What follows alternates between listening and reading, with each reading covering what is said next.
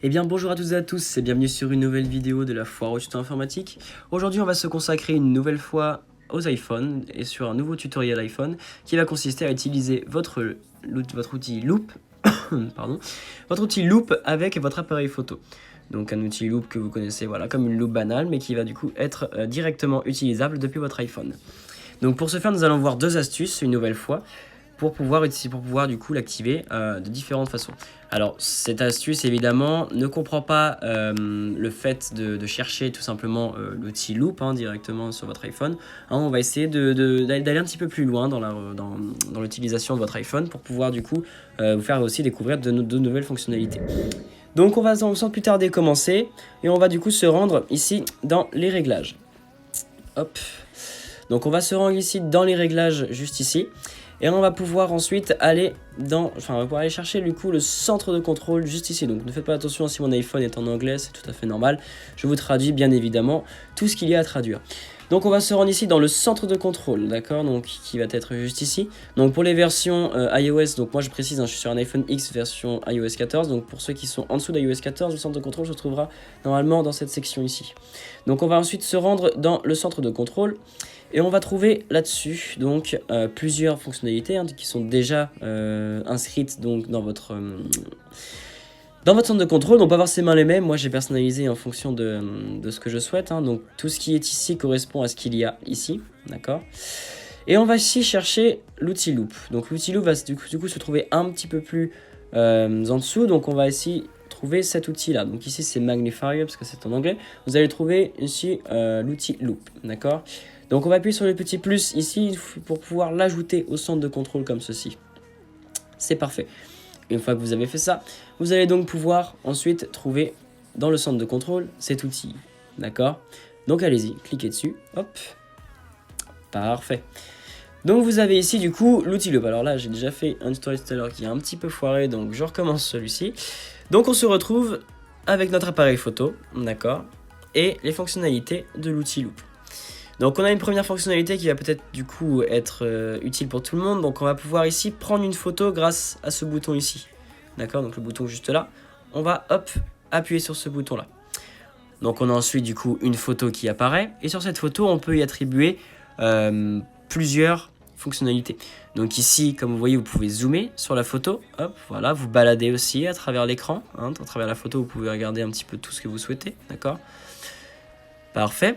Ensuite, on va avoir la de réduire la luminosité ou l'augmenter, pardon. Donc voilà, comme ceci. On n'oublie pas aussi qu'il faut appuyer sur le logo pour pouvoir sortir de ces fonctionnalités. On a aussi ensuite le contraste, d'accord, donc pour augmenter ou diminuer le contraste. Donc si on augmente, on diminue. On va ensuite appuyer dessus, puis ensuite on peut également changer le filtre, d'accord, donc attribuer un filtre à notre photo. Cela, voilà, ça c'est comme bon vous semble, évidemment. Donc faites comme vous souhaitez. Ensuite, si on ne prend pas de photo et qu'on souhaite directement rester comme ceci, on a aussi la fonctionnalité de la lampe torche qui fonctionne, évidemment. Donc on a ici, hop, la possibilité d'utiliser la lampe torche. Et ensuite ici, le focus lock, tout simplement.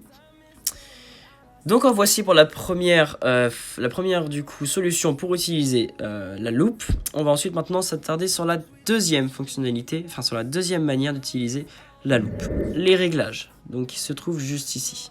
Hop. Donc on va pouvoir sortir une fois de plus de ces réglages. Et on va pouvoir se rendre dans la catégorie accessibilité qui se trouve juste ici. Donc pour les iOS inférieurs à iOS 14, vous irez dans l'onglet ici général et vous trouverez accessibilité ensuite dans cette catégorie.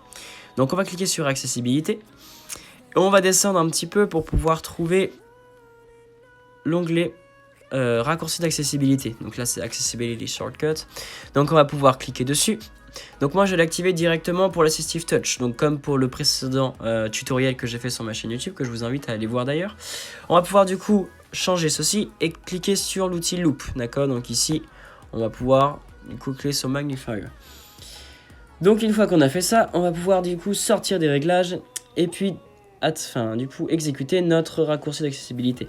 Donc je rappelle pour les iPhones X et ultérieurs, vous allez du coup appuyer 3 fois consécutivement sur le bouton éteindre de votre iPhone et ensuite vous allez pouvoir du coup avoir apparaître la loupe. Pour les iPhones en dessous, enfin pour les iPhones SE et en dessous de X, vous allez du coup cliquer 3 fois sur le bouton Home. Donc c'est parti, on appuie 3 fois consécutivement. 1, 2, 3. Et voici, on retrouve du coup notre outil loupe comme tout à l'heure. Donc c'est la fin déjà de ce tutoriel et de ces solutions pour utiliser votre outil loupe. Donc vous avez appris ici par 2 manières différentes d'utiliser, enfin d'activer du coup votre outil loupe. Donc n'hésitez pas à vous abonner, à lâcher votre meilleur pouce bleu et à laisser un commentaire. Et surtout n'hésitez pas, si vous avez des questions, je me ferai un plaisir de vous y répondre. Et surtout activez bien la cloche de notification comme tout le monde vous répète pour pouvoir être au courant des prochaines vidéos tutoriels que je sortirai sur la chaîne YouTube. Merci à vous de votre fidélité et on se retrouve très vite pour un nouveau tutoriel. A bientôt.